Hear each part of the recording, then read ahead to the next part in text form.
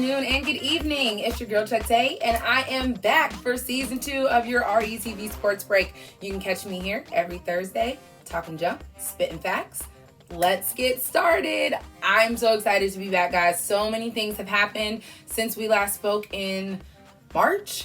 Not getting ready to go over all of them. It's just entirely too much. I mean, the Nets, they were up, they were down, all around. Aarron Rodgers decided he's not coming back, so let's just start with that. I shouldn't say he decided he's not coming back. It's looking like he's not, though. Just plethora of issues that have been going on, starting with the front office deciding they were going to draft Jordan Love in the 2020 draft, and apparently not discussing that with Aarron Rodgers. He went on this whole campaign of he wasn't going to do to Jordan what Brett Favre did to him. You know, Brett Favre saying, my contract is not to teach him. Hope he learns, but that's not my job. Didn't do that to Jordan Love, apparently, but it's just not really feeling this front office thing. So it's kind of on this kick of, I'm not quite sure that this is for me. Sources are spinning their heads. There's no real concrete evidence on what is going to happen. Brett Favre seems to think that he is not going to return, or if nothing else, he's just not going to play. You know, Brett Favre feels as though Aarron Rodgers loves the fans, loves the players, doesn't have too much beef with the coaching staff, but front office not doing it for him, and he would rather sit than to try to suck it up and, you know, try to do it for everybody else. So this is obviously going to be an ongoing story. It's not even football season. All of this kind of came out ahead of last week's draft. So we're just kind of at the beginning, guys. So who kind of knows what's going to go on, but you know who's going to keep following it? This guy. So, you know, honestly, I wouldn't be surprised if we're asking my opinion, which of course you are, because this is why you watch this show, right? I don't think he's coming back. I think we're in the time where all these big players are retiring. So many that I can't even keep them straight in my head right now. But, you know, I think Aarron Rodgers is on his way out. I think it's just his time. I think especially, you know, over the course of the last year or so, there were just a couple nails in the coffin. And how do you continue to be a player of Aarron Rodgers' caliber and the front office doesn't include you? Now, I get it. You know, they get paid the big bucks to do things. You get paid to play. But, you know, who wants to be a player on a team where you're told to basically shut up and throw the ball? Nobody. No one wants to feel like that. No one wants to go to any job. I don't care what your job is. You don't want to go to work and somebody say, shut up and do your job. And that be it. We don't want to hear from you. Just throw the ball. And that's it. You know, so I don't see this turmoil, if you will, getting too much better. I'm not in Green Bay. If he leaves, cool. If he stays, cool. I'm still a fan till the day I die. Big Ben needs to be on his way out too, but that's a different conversation. Guess we'll see what happens. Now, another thing that has happened since I've been gone is the Nets, the medium three, they're still not healthy. Not all three of them. So first and foremost, let's just start with the fact that Kevin Durant, James Harden, and Kyrie Irving have only played 7 games together. Only 7. That all three of them have been together. That is insane. James Harden has been out. He is the most recent one of them to be out. And they're struggling just a little bit. Not so much that they have to partake in this play-in situation, which we'll get to in a minute. But they are struggling. First, they've lost the last 3 games. Back-to-back to the Bucks. Just couldn't get it together. Now, I will say KD and Kyrie both had over 30. Seems as though their role players are not really role playing, you know. They're a force to be reckoned with when they can all 3 be together.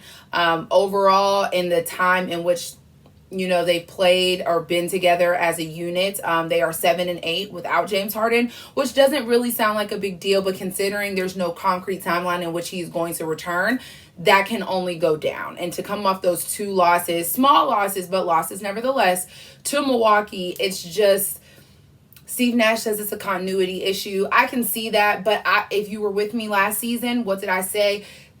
First of all, I don't super team. It's not a thing for me. They're not big 3 because you're medium 3. Schmedium is what I'm going to call them. Schmedium 3, because it's not even 3 of y'all. Do I even reference the 3 of y'all at this point? It's not cohesive. It's not, I digress. They're not all 3 healthy. There's no concrete timeline or evidence right now to support any return date for James Harden as it stands at present. Are they still a top contender in the East? Sure. Are they going to the Eastern Conference Finals? Probably not. Unless he comes back and can stay healthy, and then the other 2 can, stay healthy. Then there might be something, but I'm going to put my money on not this year. Maybe next year, strong possibility, but of course you have other factors into what happens between now and then. But on to this playoff situation. Guys, so you're not going to be able to read this, but just know that this half is me trying. This is literally just playoff stuff that I'm getting ready to try to explain to you. I wrote this down 3 times. The playoffs, the play-in for the playoffs. I don't really know who decided that this was a thing. I'm still a little ticked off from last season when we entered the bubble and then the Suns went undefeated in the bubble and then they went home. Don't get me started, because Devin Booker was robbed and I don't care what anybody says. So this play-in scenario, we're just going to continue rolling with this. They seem to like that in the bubble. Again, I think it was stupid, but here's what we're going with for this season. Now, there are going to be 3 play-in games. Of those play-in games, game number 1 is going to be the 7 and the 8 seed. Here's where it starts to get yucky. The winner of game 1, the 7 and the 8 seed, automatically goes into the playoffs. The loser goes to game 3. Stick a pin in that. We'll be back. Game 2 is the 9th seed and the 10th seed. The winner goes to game 3. The loser goes home. Game 3 is the winner of the 9 and the 10 and the loser of the 7 and the 8. The winner becomes the 8th seed. The loser enters the lottery. Why? So basically what it boils down to is the winner of game 1 only has to play 1 game. The loser and the loser of game 1 and the winner of game 2 have to play again. We don't need to do all this. Why? If you were going to change anything about the playoff structure, what you should have changed is that we do not need an Eastern Conference final and a Western Conference final. I will say this. This is the hill that I will die on. If I can see a March Madness at NCAA final with Duke and UNC possibly going to the finals, why can't I see the Lakers and Golden State or the Bucks and the Nets? Why can't I see that in the NBA finals? Why? Why not? Why? You changing everything else. Why? Who came up with this structure? This is literally, it took me 3 times to write this down in a way that I could reference it to regurgitate it back to you guys. It should not be this difficult. You're changing you worried about the wrong thing. You're just worried about the wrong thing. And we're going to watch it, right? Everybody's going to watch it. But it's like, we don't need all that. Everybody was fine. We were fine the way it was. We just were. Why are we doing this? And LeBron is pissed about it. He's not happy, I think, for different reasons. So I can't with LeBron. So let me just tell you, if this was going to start today, because the end of the season is next week on the 16th, sometime in the next 2 weeks. And then this is going to start on the 18th. And then the playoffs officially begin on the 22nd. So let me just tell you, if the season were to end today, here is what would be projecting of the 7, the 8, 7, 9, and 10, so on and so forth. In the Western Conference, the 8 seed would be Golden State. The 7 seed would be Portland Trailblazers. The 10 seed would be the San Antonio Spurs. The 9 seed would be the Grizzlies. So in the grand scheme of things, let's see if I can keep this straight. The Blazers will play the Warriors. The winner of that game goes to the playoffs. The loser plays in game 3. Again, stick a pin in that. We'll be back. The Spurs and the Grizzlies. The winner will go on to game 3 to play the loser of the Warriors and the Trailblazers. The loser will go home.